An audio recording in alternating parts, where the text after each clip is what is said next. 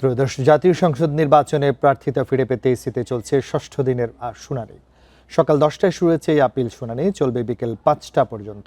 এর আগে পঞ্চম দিনে 100 আপিল শুনানি করে নির্বাচন কমিশন। এ সময় মঞ্জুর হয় 73টি আবেদন আর নামঞ্জুর করা হয় 17টি। অপেক্ষমান রাখা হয় 10টি আবেদন। কমিশন 5 দিনে 380টি আবেদনের মধ্যে বৈধ ঘোষণা করে 279 জন প্রার্থীকে। বুধবার শুনানিতে এসে প্রার্থীরা নির্বাচনে লেভেল প্লেইং ফিল্ড নিশ্চিতের দাবি জানান। ত্রয়োদশ জাতীয় সংসদ নির্বাচনে রিটার্নিং কর্মকর্তাদের সিদ্ধান্তের বিরুদ্ধে আপিল আবেদন হয়েছে 645টি। আপিল শুনানি চলবে 18 জানুয়ারি পর্যন্ত।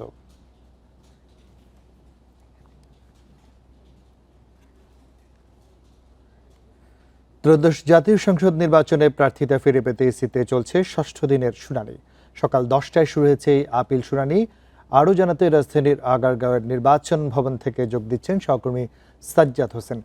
সাজ্জাদ, আমরা জানি গতকাল পঞ্চম দিন পর্যন্ত প্রায় 380টি আপিল নিষ্পত্তি হয়েছে। এর মধ্যে 279 জনই তাদের প্রার্থিতা ফেরত পেয়েছেন, অর্থাৎ বেশিরভাগ প্রার্থীরা কিন্তু তাদের প্রার্থিতা ফেরত পাচ্ছেন। তো আজকে ষষ্ঠ দিন শুনানি চলছে, পরিস্থিতি কেমন রয়েছে? যে আপনি যেমনটি বলছিলেন, আজকে নির্বাচন কমিশনের ষষ্ঠ দিনের মতো আপিল শুনানি চলছে।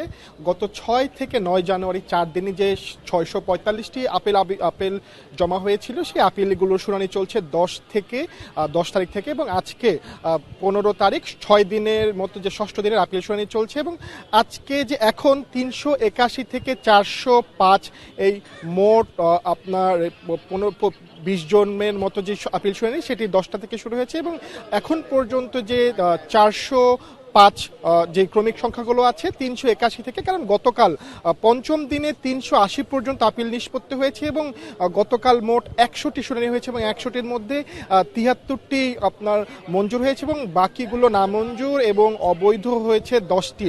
এবং সব মিলিয়ে আজকে পর্যন্ত এখন পর্যন্ত যে 405 তাদের শুনানি চলছে এবং এদের শুনানিগুলো শেষ হলে 406 থেকে যে বাকিগুলো আছে শেষ করবে। এই শুনানি চলবে 18 জানুয়ারি পর্যন্ত। আজকে ষষ্ঠ দিনের মতো শুনানি চলছে এবং শুনানির শেষেই প্রার্থীরা আমাদের সাথে কথা বলেছেন। প্রার্থীদের মধ্যে এক ধরনের মিশ্র প্রতিক্রিয়া ছিল। যাদের আবেদন মঞ্জুর হয়েছে তাদের মধ্যে একটি আনন্দ ঘন পরিবেশ বিরাজ করছে এবং যাদেরটা নামঞ্জুর হয়েছে তাদের মধ্যেই নির্বাচন কমিশনকে কেন্দ্র করে নানা অভিযোগ ছিল।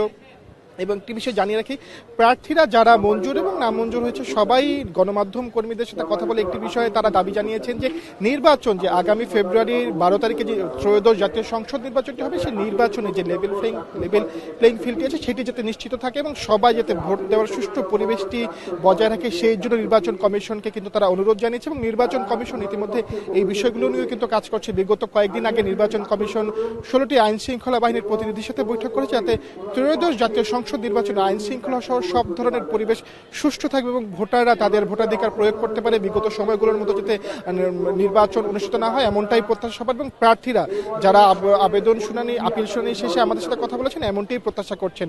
এবং এই আপিল শুনানিটি আজকে 5টা পর্যন্ত চলবে এবং 5টার পরে ইসি যে সচিব আছেন তিনি গণমাধ্যম কর্মীদের সাথে কথা বলে আমরা বিগত দিনগুলো দেখেছি এবং তিনি সর্বশেষ একটি তথ্য দেয় মোট কতটি আবেদন শুনানি হয়েছে এবং কতটি নামঞ্জুর, কতটি মঞ্জুর এবং কতটি স্থগিত রাখা হয়েছে। এই ছিল আমার কাছে নির্বাচন কমিশন থেকে ষষ্ঠ দিনের আপিল শুনানির সর্বশেষ। আগারগাঁওয়ের নির্বাচন ভবন থেকে সবশেষ তথ্য জানাচ্ছিলেন সহকর্মী সাজ্জাদ হোসেন।